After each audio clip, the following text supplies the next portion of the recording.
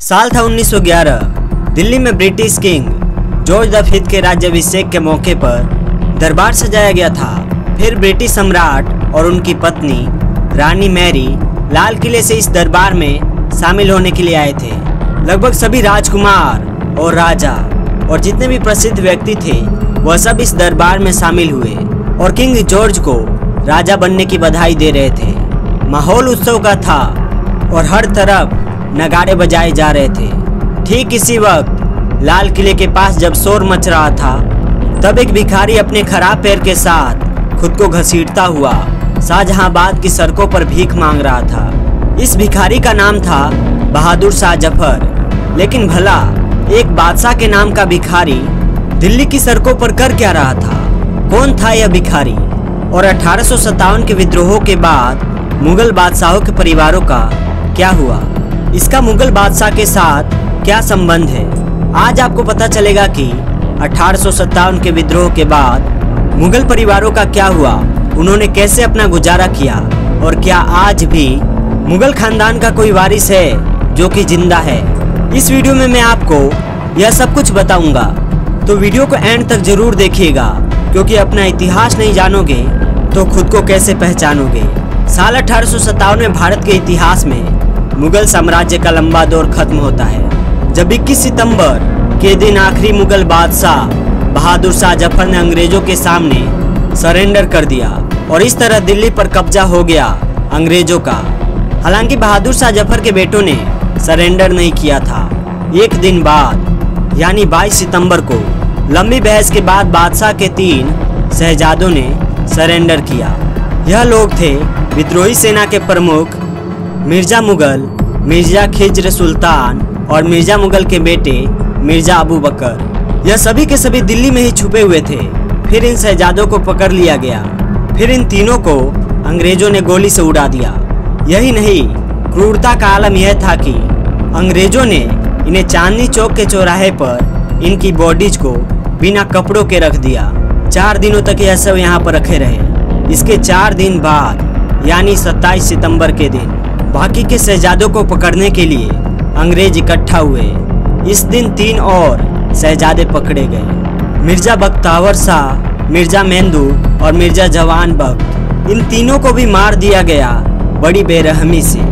यह सब हो रहा था 1857 के गदर से उपजे गुस्से के कारण। अंग्रेज किसी को भी माफ करने के इरादे से काम कर ही नहीं रहे थे। हालांकि फिर भी अंग्रेज मुगलों का खात्मा पूरी तरह से या समूल नाश नहीं कर पाए थे।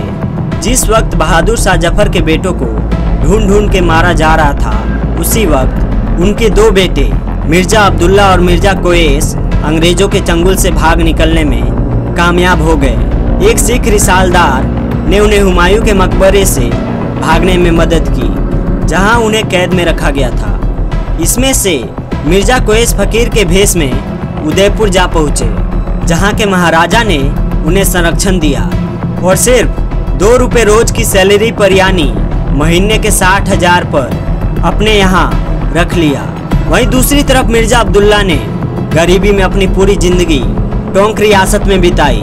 बहादुर शाह के बाकी बेटों और रिश्तेदारों का या तो उन्हें फांसी दे दी गई या काला पानी में लंबी सजा काटने के लिए उन्हें भेज दिया गया। ख्वाजा हसन निजामी 20वीं सदी के महान निबंधकार हुए। उनके बदौलत हम मुगलों के 1857 के बाद के इतिहास के बारे में इतनी डिटेल से आज जानेंगे। उन्होंने मुगल परिवार पर 20 से भी ज़्यादा किताबें लिखी। इन्हीं किताबों में वो बताते हैं कि जब बहादुर शाह जफर को गिरफ्तार किया गया था तब उसी वक्त बहादुर शाह जफर की एक बेटी कुलसुम जमानी बेगम रातों रात अपने पति मिर्जा जियाउद्दीन और अपने बच्चों को लेकर लाल किले से निकल गई। जान बचाकर भागने वाली कुलसुम जमानी बेगम किसी तरह से पहुंचती है हैदराबाद जहां पर निजाम का राज हुआ करता था। हैदराबाद में जमानी चोरी छिपे रह रही थी। इनके पति ने कुरान पढ़ाकर किसी तरह से गुजर बसर किया। फिर जब हैदराबाद में जब अंग्रेजों का इम्पैक्ट बढ़ने लगा तो इन लोगों ने डर के साए में रहना शुरू कर दिया। ये अपने घरों से भी बाहर नहीं निकलते थे। इसी समय बहादुर शाह जफर के एक आध्यात्मिक गुरु काले मियाँ साहब चिश्ती के बेटे को जब यह पता चला तो उन्होंने कुछ पैसे देकर उन्हें हज यात्रा के लिए मक्का भेज दिया। और फिर जब वह वापस आए तो ब्रिटिश सरकार ने उन पर दया दिखाई और महीने के 10 रुपये की मामूली पेंशन दी। इस तरह बहादुर शाह जफर की बेटी बुरी हालात में जिंदगी बिताने को मजबूर हो गई। ठीक ऐसे ही हसन निजामी की एक और काफ़ी फेमस किताब है जिसका नाम है बेगमात के आंसू। इस किताब में उन्होंने बहादुर शाह जफर के पोती के साथ हुई बातचीत के बारे में लिखा है। इनके पोती का नाम सुल्तान बानो था। यह मिर्जा क्वेस की बेटी थी, वही मिर्जा क्वेस जो अंग्रेजों के चंगुल से भाग निकले थे और उदयपुर जा पहुंचे थे। बाद में अंग्रेजों ने सुल्तान बानो के बारे में जानकर उन्हें भी 5 रुपये महीने की पेंशन बांध दी, जिससे उनके परिवार का गुजारा बहुत ही मुश्किल से ही हो पाता था। यह सब सुनकर दोस्तों मुझे बहादुर शाह जफर का कहा एक सेंटेंस याद आता है जो कि काफी महत्वपूर्ण है। उन्होंने कहा था, मेरे पूर्वजों ने बल और भय के दम पर हिंदुस्तान पर शासन किया, अब यही काम दूसरे करेंगे। उस समय तो किसी ने नहीं सोचा था कि मुगल बादशाहों का इतना बुरा अंत होगा। वीडियो की शुरुआत में मैंने जिस भिखारी की कहानी आपको सुनाई वो भी एक मुगल खानदान से जुड़ा हुआ व्यक्ति था। वो खुद को बहादुर शाह जफर कहते थे।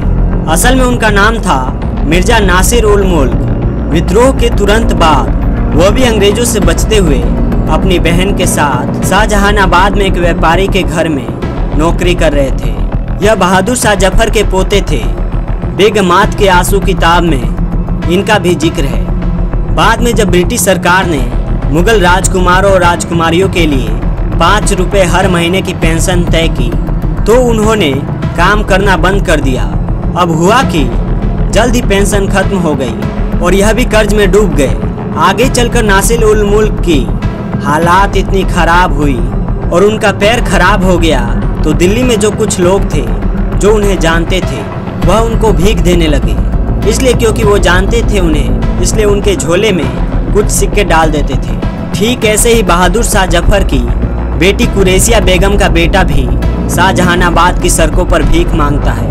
यहाँ तक कि बहादुर शाह जफर के पोते जिनको साहिबे आलम मिर्जा कमर सुल्तान बहादुर के नाम से जाना जाता था, उन्हें भी अंग्रेजों की वजह से भीख मांगने पर मजबूर होना पड़ा।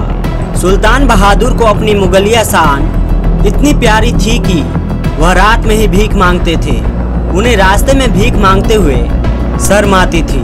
इनकी वजह यह थी कि जब वह सड़कों पर घूमते थे तो मुगल सत्ता के साथ नाम होने की वजह से लोग उन्हें सलाम के लिए झुक जाया करते थे। अब लोग सलामी के लिए तो झुकते थे, लेकिन कमर सुल्तान के पास ऐसी कोई साख नहीं बची थी जिसके वजह से यह सलामी उन्हें मजाक लगती थी। हसन निजामी यह भी बताते हैं कि मिर्जा कमर सुल्तान ने हमेशा भीख भी राजाओं की तरह ही मांगी।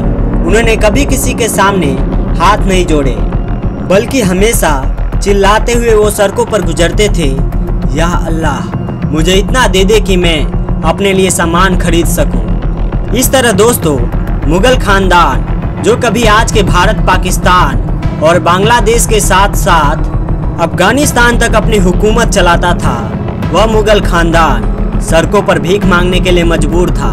दुनिया की सबसे अमीर मुगलिया सल्तनत पूरी तरह से बिखर चुकी थी 1857 के बाद। लेकिन अगर आपको लगता है कि मुगलिया खानदान अब पूरी तरह से खत्म हो चुका है तो भी आप गलत हैं। आज भी मुगल सत्ता की एक वारिस या यूं कहे कि उनका एक वंशज जिंदा है। इनका नाम है सुल्ताना बेगम।